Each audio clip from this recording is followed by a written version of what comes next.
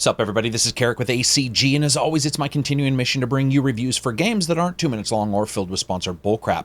What's of questionable worth and runs like shit? No, it's not Maggie Grace from the Taken movie series, it's the Telltale engine, and yet like clockwork, somehow Telltale delivers titles that occasionally are worth a damn, or at least worth a look, like Batman, or A Wolf Among Us, or Tales from the Borderlands for instance. And now Telltale has IP nabbed the rights of Guardians of the Galaxy. So let's sit on down and see if Guardians of the Galaxy sees the success of its much-lauded predecessors, or if it's just really Back to the Future, the game, Part 2, a complete misuse of a powerful IP that sort of forgot it's a game in the foolish attempt to make people not notice it was narratively bankrupt.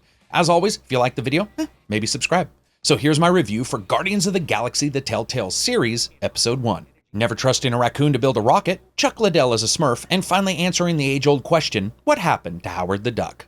Graphics are up first. First, I just have to say, really dropping that thick black-lined art of the prior titles actually does help Guardians of the Galaxy a great deal. You know, I'd wondered how it would all work out, and that lack of charcoal face that most other Telltale games get is refreshing here in its cleaner delivery and honestly, just overall easier on the eyes art aesthetic. At many moments in Guardians, whether you're hover booting into ancient temples' second-story floors because in the past no one needed stairs, or you're moving through the innards of your badass class starship, Guardians really has this very polished feel to it that the other games really haven't had. Unfortunately, somehow, some parts of this game make you feel like they took all the art and stylistic mannerisms of Guardians of the Galaxy and friggin' neutered it.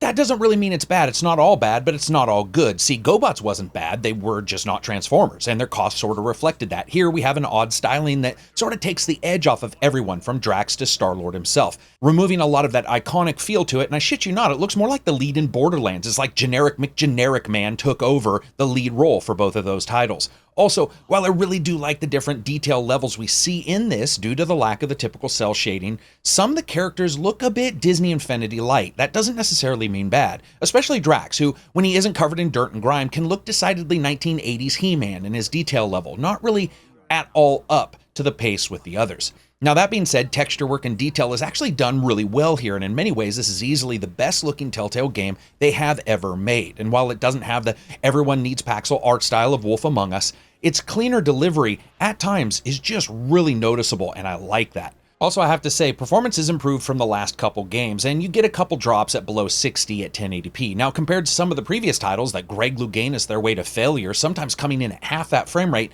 that is an improvement. Unfortunately, as we all know, this is an engine that just is not at all up to spec with others.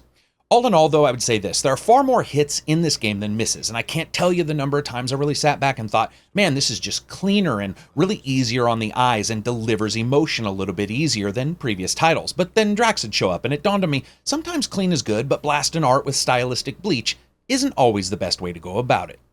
Sound, music, and voice.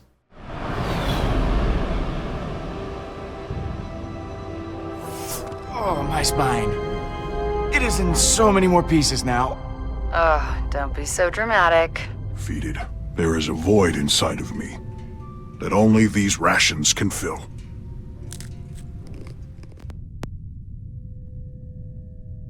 You still messing with that thing? Nope, dismantling. Gonna use the parts to fix the engine. Really?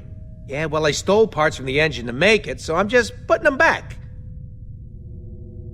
I said I'm putting them back! Big spender.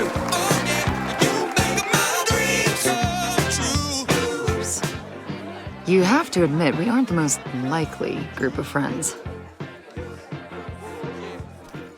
And of course, when it comes to audio, sound is always going to go up first. Now, samples-wise, this is actually surprisingly clear, but there might be a reason for that, which I'm going to get to in a second.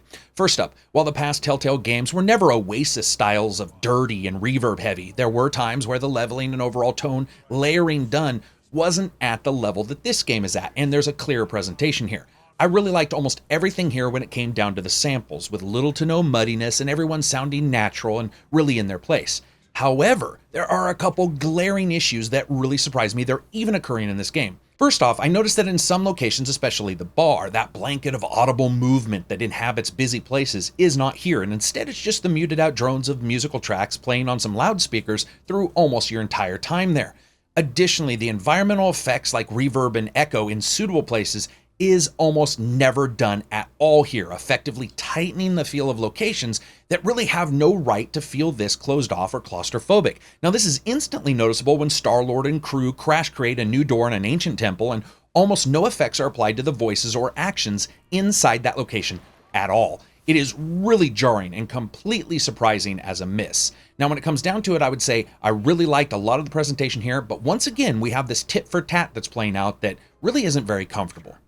Music. I think it can be effectively argued that if there's one strength, even if you don't like the musical stylings themselves, is the fact that Guardian's use of classic music separates itself from the typical thunderous Conan riding a dragon that breeds gold eagles with M16 claws kind of over-the-top orchestral pieces that we're so used to. And Telltale's really hammered that in here with an excellent opening tune setting the stage of the game as Guardians right from the starting. Simply due to the subject matter at hand, which I will cover in a second, the rest are actually moody tracks rising up above the silence of the moment to let you know that some particular second matters, and then fading back down into a mix of ambient layered bits and more poignant big budget fare that you would expect from time to time. Honestly though, it all sort of mixed together well, and while exploring has almost no music to it at all, when it does play or when you're sitting back reading emails from pissed off raccoons, there are some bits here and there that are memorable, even if just for a haunting little string section moment within one of them. Altogether, I'd say I really like the music. Voice. Led by Jason Street, aka his real name Scott Porter, as Star-Lord, the ensemble tries to do their best with a title where there's probably going to be a Dumbledore-level replacement discussion concerning everything that occurs within it. And rightfully so, because while Nolan Norths his way through Nolan North as a raccoon and does a pretty good job with it, the tilt and odd delivery that made the show good and hinges on the comic's original humor doesn't really hit that often here, and that's obviously a good deal to do with the writing, because at times everyone has their moment, and the game does a far better job when it's giving them moments of mindful discussion or delivery, because whenever this is trying to mimic the quip and almost tactical humor that the movies had, it fails utterly. I mean, imagine Han Solo never saying "I know" back to Princess Leia. Funny, yeah, but then he'd sort of just be the typical dude who sneaks out to be frozen after a one-night stand with a princess. We've all done it. Here, many scenes are actually like that, either extending their stay far past the needed point or dropping a joke that falls incredibly flat. The tempo and the writing is just not always there for this kind of delivery. Did I hate it? No, and I think the folks did probably the best they could with the writing that they had, but most likely this is going to take a second and maybe even a third episode to really solidify its own voice. Gameplay. And of course, always a bit about story. This is a doozy, so I'm not going to spoil anything here, but I will say that straight up front, some major crap happens. In fact, it's actually so major I spent a lot of time thinking, this actually has to be a dream, right? I like that, and that keeps the gamer off balance a bit, and I'm stoked to see where this story goes. It certainly starts out big. But let's be honest, it's a Telltale game. I mean, you're not going to magically think it's Guardians of the Uncharted or anything like that, and yes, much of it feels the same, but there are some excellent change-ups here that I absolutely think require mentioning. First, where Batman set its initial tone with the theme of duality between Bruce Wayne and Batman, and within that framework, I felt delivered a couple new gameplay adds, including not only different narrative choices as always, but different events actually depending on whose mantle you took up, and it just felt more separated than prior titles.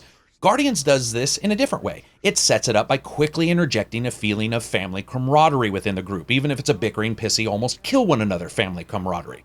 The opening also does something rather surprising. It sort of lets you in on the secret that really isn't a secret, that these guys aren't without their own abilities and are sort of powerful if any of them had IQs higher than a United Airways employee.